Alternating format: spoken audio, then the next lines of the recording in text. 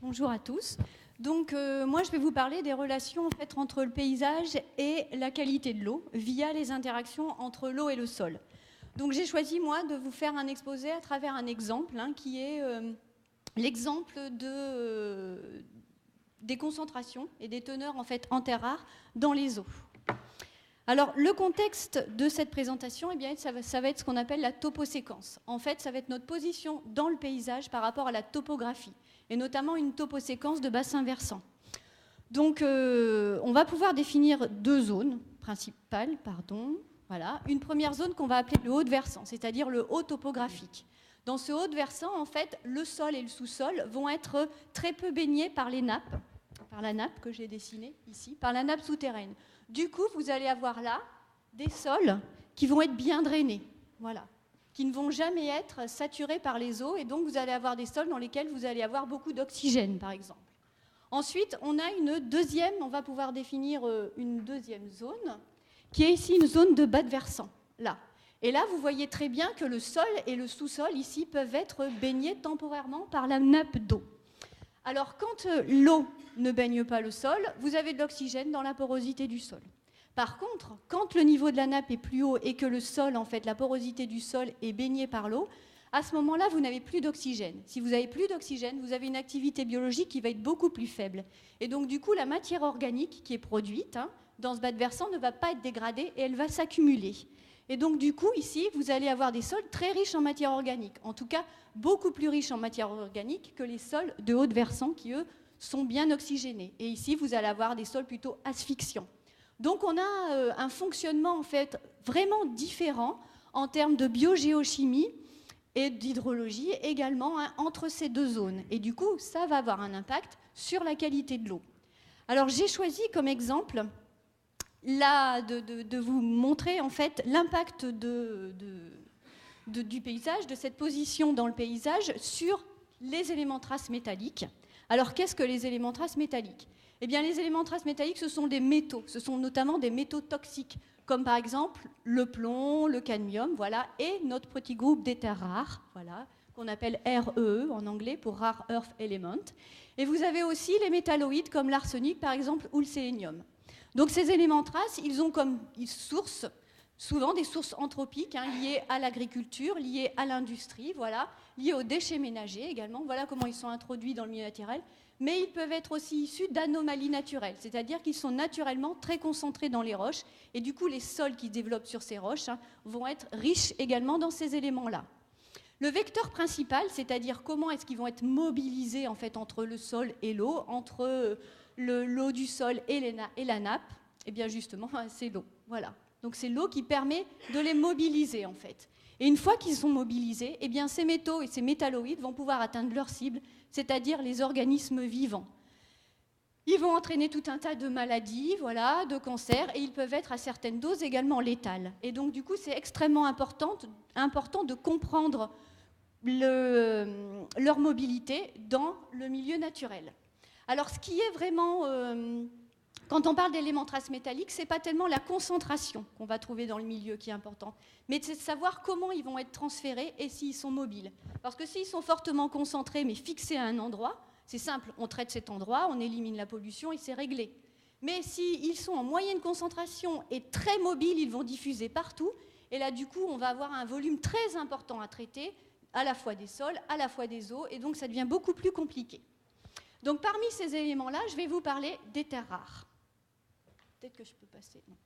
Donc je vais vous parler des terres rares et vous expliquer un peu ce que c'est que les terres rares. Alors les terres rares, c'est ce qu'on appelle des nouveaux contaminants. En fait, ce sont des métaux qui sont utilisés dans les produits de haute technologie. Donc vous voyez les écrans plats, dans aussi les iPods, les iPads, les écrans de téléphones portables, dans les éoliennes aussi et dans les batteries des voitures électriques. Voilà. Donc ce sont des éléments qui naturellement étaient jusqu'à présent en assez faible concentration dans le milieu naturel. Mais puisque maintenant on les utilise, eh bien du coup on les mobilise à travers l'extraction minière et également ensuite à travers le retraitement de tous ces produits. Voilà. Seulement on ne sait pas grand-chose d'eux, puisqu'ils étaient en faible concentration. On ne connaît pas leur toxicité et on connaît très peu de choses sur leur mobilité.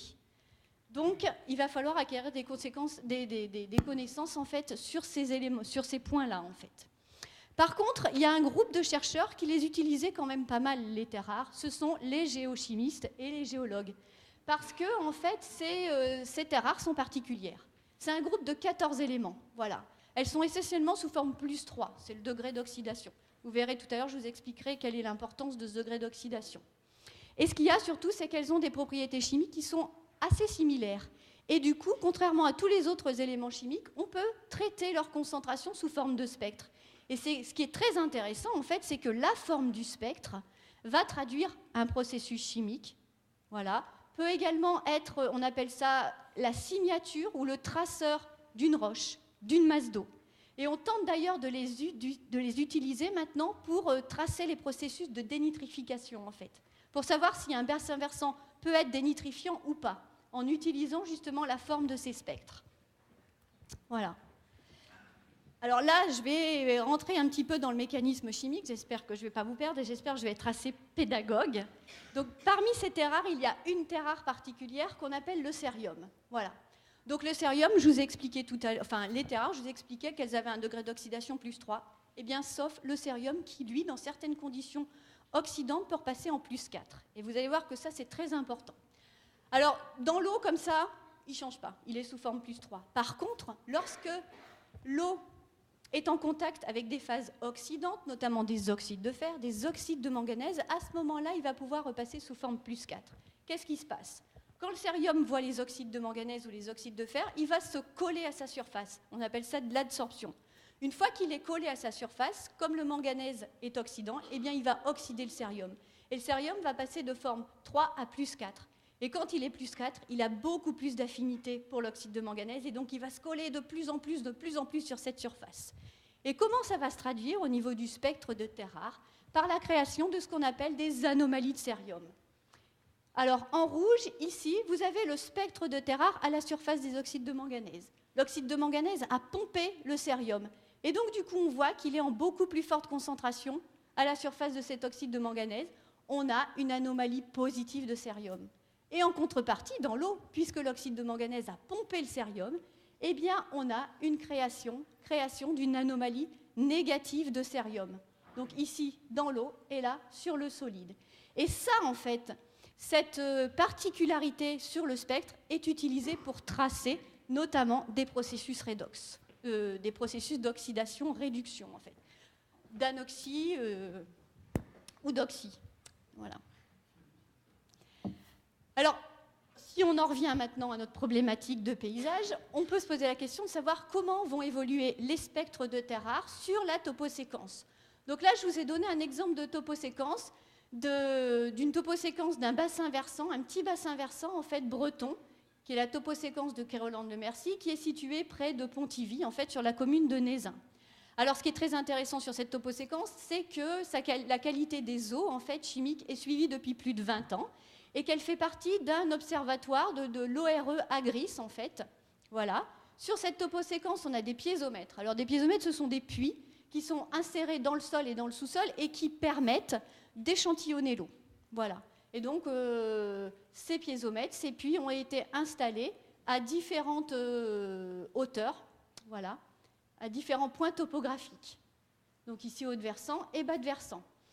Alors, cette toposéquence est située dans un contexte d'agriculture intensive et les sols en haut de versant sont des sols labourés et en bas, ici, en bas de versant, on a une zone humide en fait qui est très étudiée également et notamment par nous et par l'INRA, voilà. Ce qu'il y a aussi de particulier, c'est que la nappe ici est une nappe oxydante très riche en nitrates. Voilà, on a des concentrations de l'ordre de 80 mg par litre. Et les sols sont développés sur des schistes.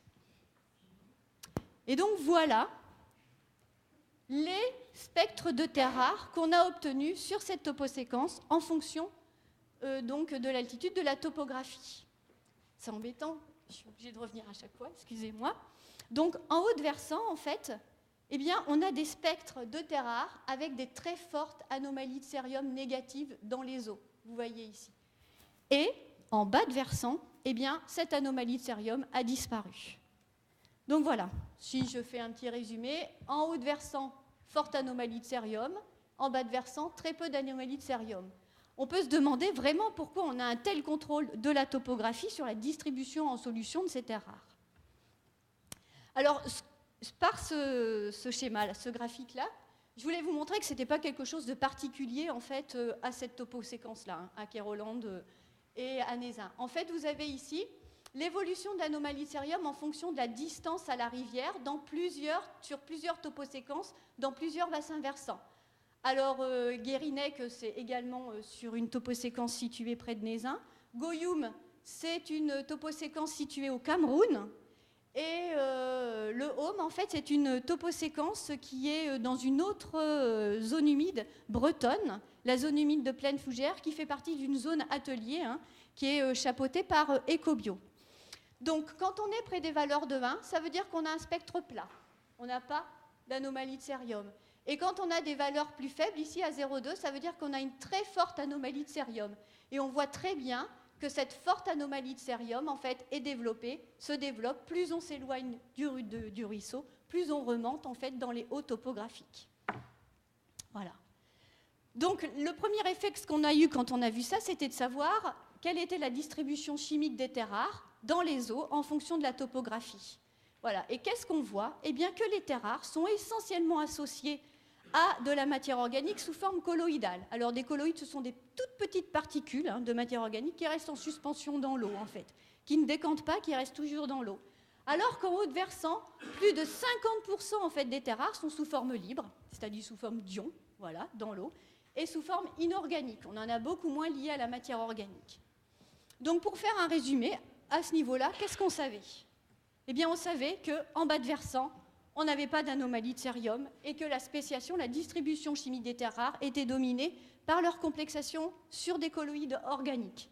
Donc, légitimement, on s'est posé la question de savoir si c'était la matière organique qui était responsable de la disparition de l'anomalie de cérium en bas de versant. Et on a répondu en fait à cette question grâce à l'expérimentation. On a réalisé, somme toute, des expériences assez simples. On a formé des complexes terres rares matière organique en laboratoire et on les a mis en contact avec des oxydes de manganèse et on a essayé de savoir si l'anomalie se développait ou pas. Voilà.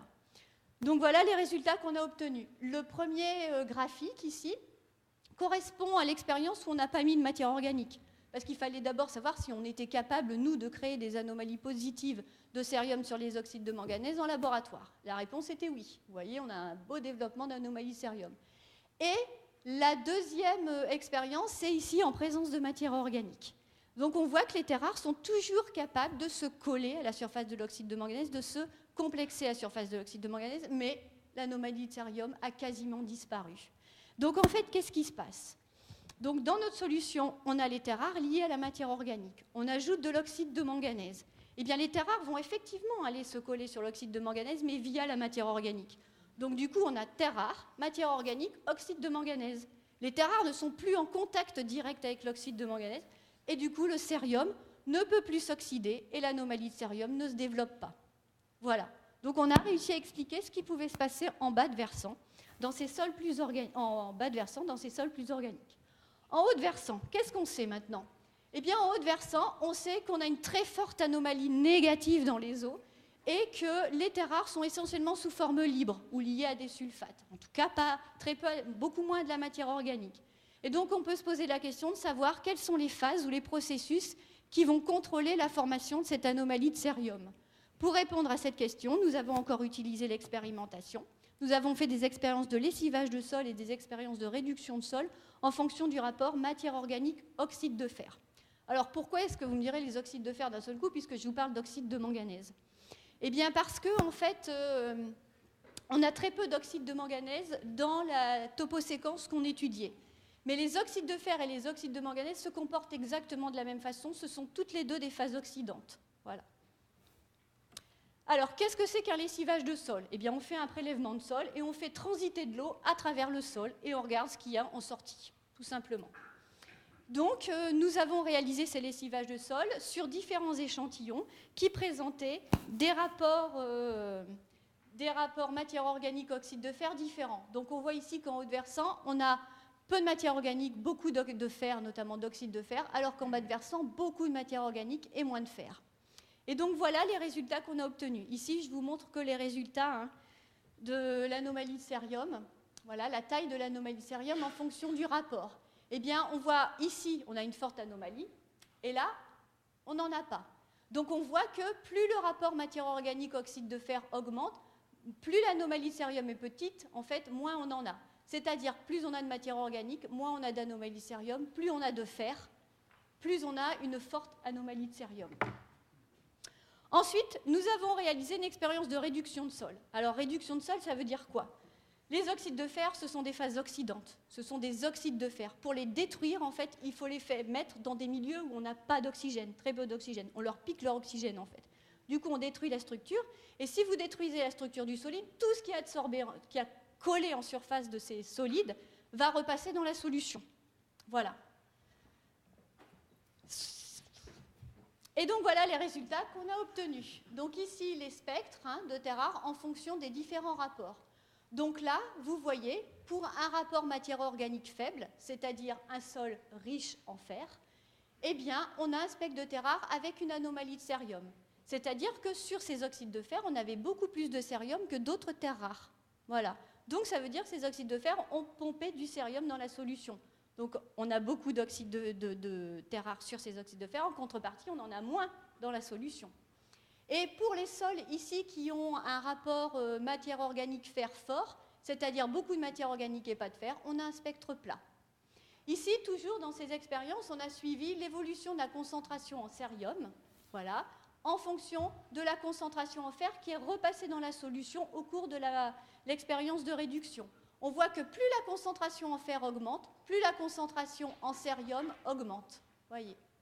Donc voilà. Donc on a pu montrer, grâce à ces expériences, que les phases oxydantes du fer sont bien responsables du développement d'anomalies de cérium négatives dans les eaux et que c'était ces phases-là qui étaient porteuses en fait des terres rares.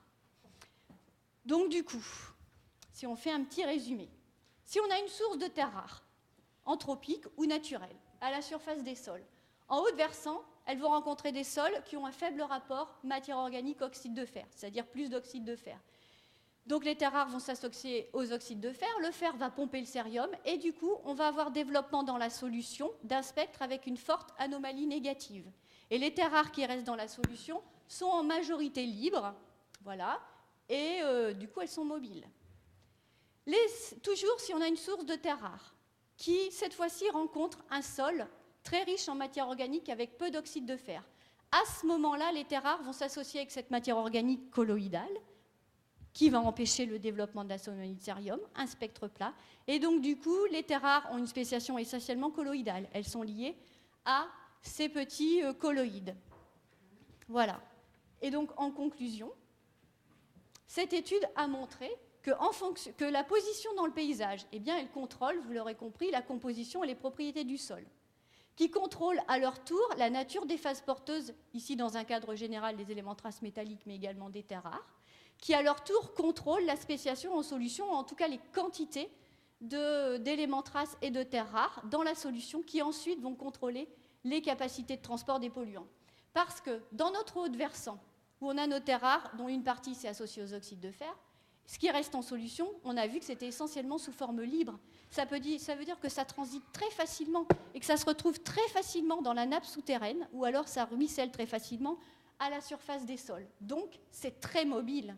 Donc, c'est susceptible d'atteindre beaucoup plus de cibles que si elles étaient liées, fixées, en fait. Maintenant, si on se place dans notre bas de versant, les terres rares sont liées à la matière organique colloïdale, c'est-à-dire qu'ils sont liés à des petites particules de matière organique en suspension dans l'eau. Donc, ils sont plus maîtres, en fait, de leur mobilité. La mobilité, elle va être contrôlée par la mobilité de ces colloïdes de matière organique. Si les colloïdes sont suffisamment gros pour être retenus dans la porosité du sol, ils seront immobilisés dans ce sol organique et ils ne transiteront pas vers la nappe. Si les colloïdes sont petits, à ce moment-là, eh bien, les terres rares avec les colloïdes seront entraînées dans la nappe ou dans la rivière. Donc voilà toute l'importance de l'impact du paysage via les interactions sol-eau sur la mobilité des éléments. Et une fois qu'on a ces données-là, on va pouvoir mettre au point des méthodes de traitement ou alors des méthodes pour limiter la mobilité des éléments dans le milieu naturel. Voilà. Je vous remercie de votre attention. Merci Mélanie.